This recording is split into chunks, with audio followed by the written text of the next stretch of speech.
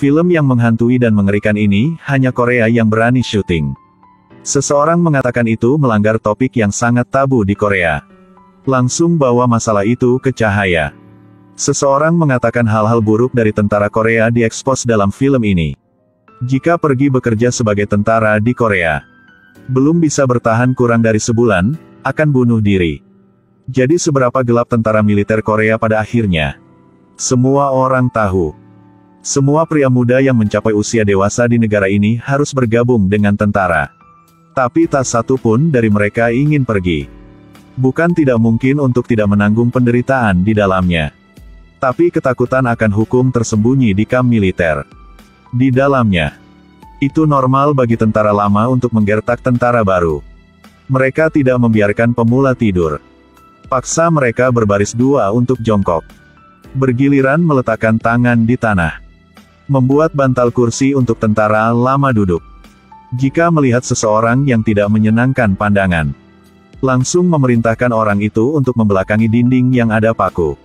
Mendorongnya terus-menerus. Sampai kepala prajurit baru tertancap di paku dan berdarah. Tentara lama masih mengancam untuk bertanya. Mungkin tidak sakit? Jelas sangat menyakitkan. Tapi pendatang baru hanya bisa tertawa dan mengatakan tidak sakit. Dan ini hanya makanan pembuka. Mereka bahkan menggunakan korek api untuk mencukur bulu anggota baru. Bakar bibir mereka dengan korek api. Semprotkan insektisida di wajah. Bahkan berpikir ada pemula yang lebih tampan darinya. Lalu pukul wajahnya dengan sepatunya. Kemudian bangkit dan dorong orang itu jatuh. Mengendarainya, dia mulai menamparkan wajahnya. Terakhir, remas dagu pemula. Ingin meludah di mulutnya. Junho masih bersikap keras tutup mulut bahkan jika dia mati. Prajurit lama itu sangat marah. Kemudian bel berbunyi. Junho baru saja lolos. Tapi dapat lolos sekali. Tidak bisa lolos lain kali. Hari berikutnya. Tentara lama melihat ibu Junho menulis surat untuknya. Kemudian ambil dan baca dengan keras di depan semua orang. Dalam suratnya, dia mengatakan dia menerima gaji 50.000 won. Ini jelas menyenangkan. Tapi tentara lama itu dengan sinis berkata, keluargamu sungguh miskin. 50.000 won tidak cukup untuk membeli sebungkus rokok. Junho tidak terima ibunya diejek. Dia menatap tentara lama itu untuk pertama kalinya. Katakan padanya untuk tidak boleh membaca lagi. Ketika tentara lama itu mengacak-acak. Kemudian pemimpin mendorong pintu asrama. Di bawahnya ada organisasi yang mengejar desertir. Spesialisasi dalam menangkap mereka yang tidak tahan dengan kerasnya militer. Ketika melihat Junho diganggu. Jadi dia memanggilnya ke ruangnya. Dia tidak sengaja membaca informasi tentang desertir di atas meja. Awalnya seorang pengirim, pikirannya cepat. Dapat mengatakan bahwa desertir berpura-pura menjadi pengirim barang hanya dengan pandangan sekilas. Tak perlu dikatakan. Pemimpin mengikuti petunjuk yang dia berikan. Temukan pembelot dengan cepat. Pemimpin segera pergi mencari Junho. Undang dia untuk bergabung dengan organisasi yang mengejar desertir. Bahkan tentara lainnya yang sedang memotong rumput di sisi lain mengaguminya. Karena untuk masuk organisasi itu sama dengan bisa melewati gerbang besar tentara. Dengan cara yang bangga untuk pergi keluar dan menikmati. Tapi Junho bergabung dengan organisasi. Ini untuk menghindari intimidasi dari hantu-hantu lama itu. Pemimpin mengatur untuknya rekan satu tim lainnya, Sung Woo. Beritahu mereka bahwa para desertir menginap di motel. Hanya membutuhkan membawa orang pulang. Tapi baru turun dari mobil. Junho ingin pergi ke motel untuk menangkap orang. Tetapi siapa yang mengira bahwa rekannya mengatakan tidak perlu terburu-buru. Perlu membawa Junho pergi bersenang-senang terlebih dahulu. Mereka pergi ke pub. Musik keras. Gadis-gadis berkaki panjang. Meskipun Junho sangat tidak nyaman. Tapi dia tidak berani mengatakan apa-apa. Lagi pula dia hanya pemula. Jika dia memprovokasi mereka, dia tidak akan bisa kembali ke rumah dengan aman. Hasil keesokan harinya. Junho menghabiskan malam di bar dan dia dibangunkan oleh telepon dari pemimpin. Dia baru saja mengangkat telepon dan dimarahi. Pemimpin memberitahunya. Desertir bunuh diri di motel. Ternyata tadi malam, saat dia dan Sung Woo bersenang-senang di bar. Kemudian desertir menyalakan gas. Dia benar-benar tidak tahan dengan siksaan di militer. Takut melibatkan anggota keluarga. Itu sebabnya dia jatuh ke jalan buntu. Ketika Junho mengeluarkan dokumen. Saat melihat gambar seorang desertir, seluruh tubuhnya disiram dengan air dingin. Karena dia meminjam korek api Junho kemarin. Saat itu, Junho sedang mabuk. Bahkan katakan padanya dia tidak perlu mengembalikannya. Sekarang korek api itu telah menjadi hal yang membantunya bunuh diri. Menghadapi murka pemimpin, Junho menundukkan kepalanya menyalahkan diri sendiri. Tapi Sung Woo tidak menyebutkan pergi keluar untuk minum. Dia menggunakan semua alasan untuk mengelak dari tanggung jawab. Setelah pemimpin pergi, dia juga mengatakan bahwa sungguh sial. Lalu seret Junho untuk minum. Melihat Junho berdiri diam, dia kemudian mengambil korek api dan pergi. Junho sangat marah. Pukul wajah Sung Woo dengan keras.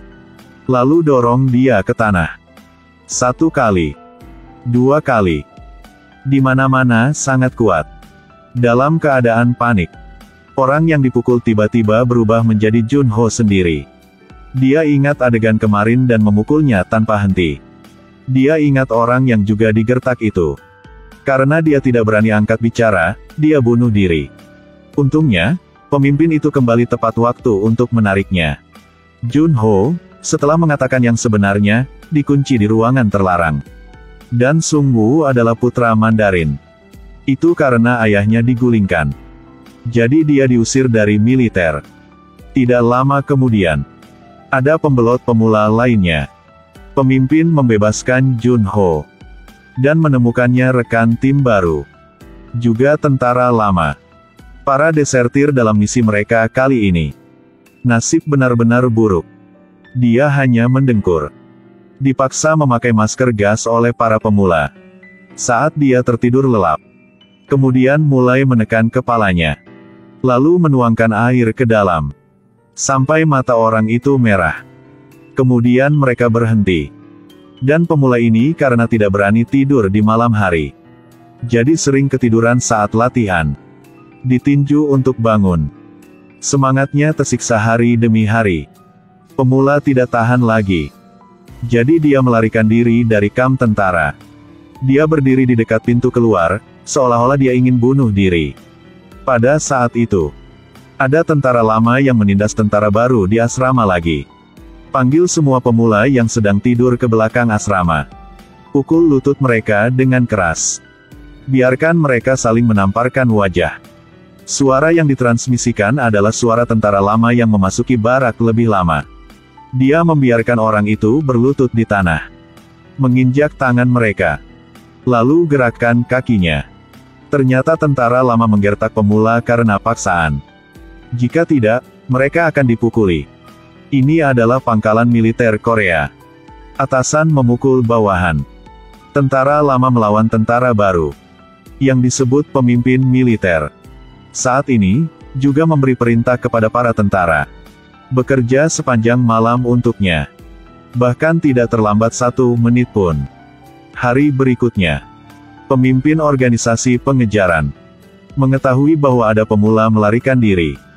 Juga ketahuan keberadaannya di stasiun kereta bawah tanah. Jadi dia memerintahkan Junho dan Sukbong untuk mencari tahu. Mereka pertama-tama pergi ke toko internet terdekat. Selidiki riwayat internetnya. Tapi akunnya belum masuk selama 2 bulan. Mereka menemukan pacar desertir itu lagi. Mengetahui setelah itu, mereka telah putus. Kemudian mereka pergi mencari ibu dari desertir itu. Ketika dia mengetahui tentang hilangnya putranya. Kemudian dia telah menangis hampir pingsan. Jelas dia tidak tahu apa-apa. Tidak ada petunjuk lagi untuk beberapa hari ke depan. Keduanya sangat kesal. Setelah pergi, tidak hubungi siapapun. Belum menerima berita kematian juga. Kemana dia sudah pergi? Tepat pada saat ini, ketua tim meneleponnya. Beri mereka petunjuk baru. Pembelot itu baru saja berada di toko makanan cepat saji di dekat terminal kereta. Dia menggesek kartunya untuk membeli mie ayam. Junho melakukan analisis. Pertama kali seorang pembelot menunjukkan wajahnya adalah di stasiun depan kereta. Dan sekarang dia muncul di stasiun terakhir. Seorang yang ingin bunuh diri. Lalu kenapa punya mood makan mie ayam? Junho tiba-tiba melintas pikiran. Mungkin desertir sering menghabiskan malam di kereta. Jadi dia dan Sukbong pergi ke stasiun terakhir untuk menunggu. Memang berhasil ketemu dia. Sepertinya dia kurang tidur. Junho memborgolnya. Tanyakan mengapa dia tidur di sini. Saya hanya saja menemukan tempat ini untuk tidur dengan sangat nyaman. Ternyata ketika dia berdiri di seberang sungai, dia tidak ingin bunuh diri. Itu karena dia tertidur sehingga dia ketinggalan kereta. Beruntung terbangun oleh orang lain.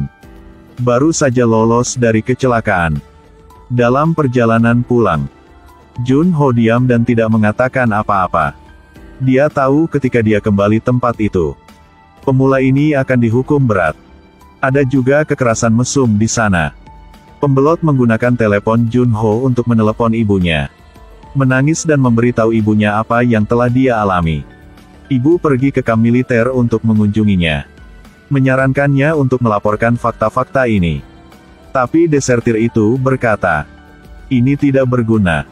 Dia mengacaukan tentara lama itu. Tentara lama akan menggertak atasannya. Atasan menggertak atasan. Ini adalah lingkaran yang tidak pernah berakhir. Dia bilang sangat benar. Hari itu, kepala tim meminta bawahannya untuk datang bicara. Kasus selesai di sini. Tidak menghukum desertir. Juga tidak menuntut tentara lama. Dia berniat mengatakan lebih banyak. Tapi cangkir kepala tim terangkat. Dia akan dipromosikan. Sama sekali tidak ada kesalahan. Saya hanya bisa mengatakan. Kamp militer dari atas ke bawah. Semuanya buruk.